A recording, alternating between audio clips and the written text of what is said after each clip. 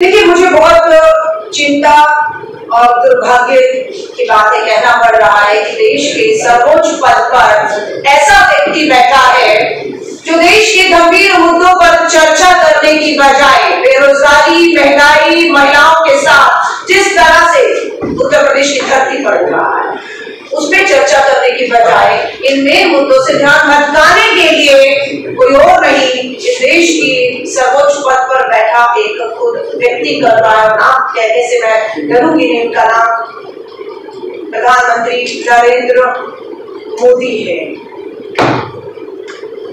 ये आदमी ही है ना, दुर्भाग्य है, वो आज देश के प्रधानमंत्री है और वो देश का प्रधानमंत्री महंगाई और बेरोजगारी पे बात नहीं करेंगे, महिलाओं की सुरक्षा पे बात नहीं करेंगे, वो हिंदू और मुस्लिम पर बात करते हैं और इसी का खामियाजा उन्हें 2024 में उठाना पड़ा है। मैं सीधा अपने आप आकर प्रधानमंत्री नरेंद्र मोदी जी आपसे कह रहे हैं, सुधर जाइए।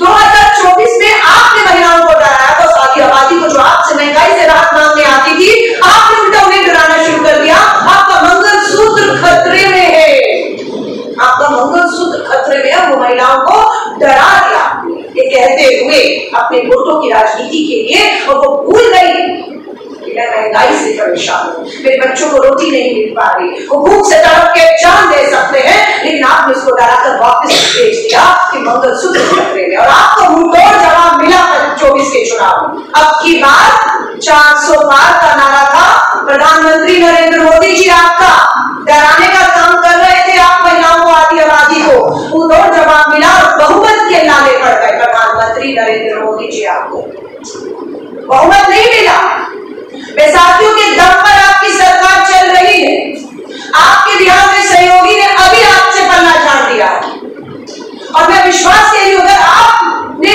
अभी भी महंगाई, बेरोजगारी, महिला सुरक्षा पर समय रहते प्रधानमंत्री नरेंद्र मोदी जी काम नहीं किया, बिहार से तो आपका पलायन, आपका जाना तय हो चुका है। और बिहार के बाद वो जो एक बैसाखी बिहार की है, दूसरी आंध्र प्रदेश की है, ये बिहार की बैसाखी गिरते ही प्रधानमंत्री नरेंद्र मोदी जी आपकी केंद्र की सरकार लड़खड़ाने वाली है और आप गिरने वाले, आपकी सरकार गिरने वाली है। इसलिए मैं कहूंगी हाथ जोड़कर, ये धर्म के नाम पर उकसाना, लड़वाना, देश को चलाना, मुद्दों से भटकाने का काम बंद कर दीजिए।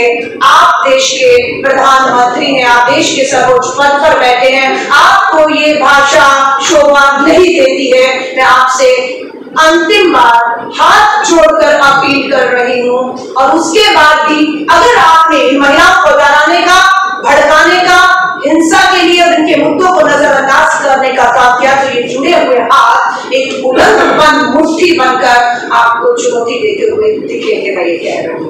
धन्यवाद।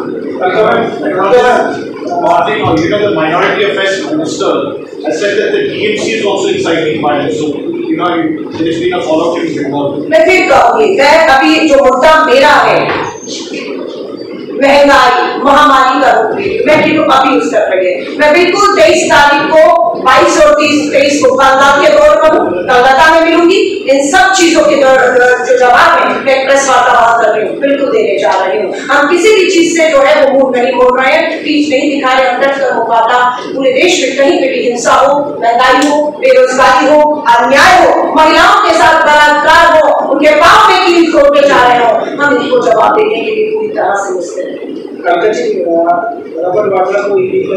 मैं माफी चाहूंगी, मेरा मुद्दा मैं कह रही हूँ देश की 140 करोड़ की आबादी का ये मुद्दा है। मैं देश के मुद्दों को लेकर, 140 करोड़ की आबादी के मुद्दों को लेकर, इसे छोटा मत करिए। हम लोगों ने संविधान में महिलाओं के हक, अधिकार, राजनीतिक, आर्थिक, सामाजिक भागीदारी, न्याय और सुरक्षा पे बात की। हमारी वो चर्चा कम से कम 4-5 घंटे कल की भवन में चली है और हमने ये सुनिश्चित किया है कि महिला सुरक्षा के मुद्दे, मान और सम्मान, और जिस तरह का व्यवहार आप बता रहे हैं कि एक बहन का इस तरीके से कपड़ों को खींचा गया है, मैं अब इस पे क्या कहूँ। मैं जब ये वाक्य आप कह रहे थे तो मैं इलाहाबाद हाईकोर्ट के जज का बयान भी हमने दोहराया।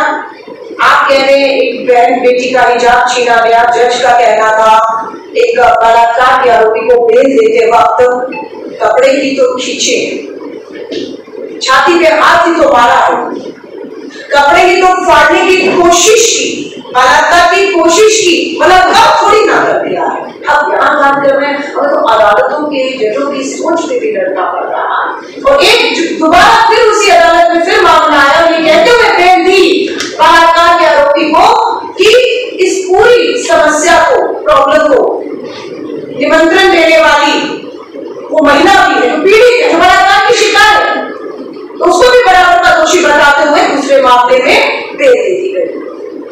पैरों में कील हमने देखे अपनी बहनों को, मध्य प्रदेश रीवा में बहनों को जिंदा गाड़ा गया है, जिंदा गाड़ा गया है।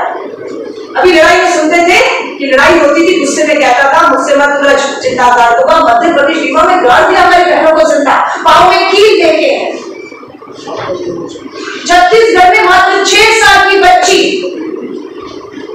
कन्या पूजन में निकलती है, पता लगता है भाजपा के नेता की गाड़ी थी, वो बलात्कार हुआ, उससे साबित हुआ, मार दिया गया उसको।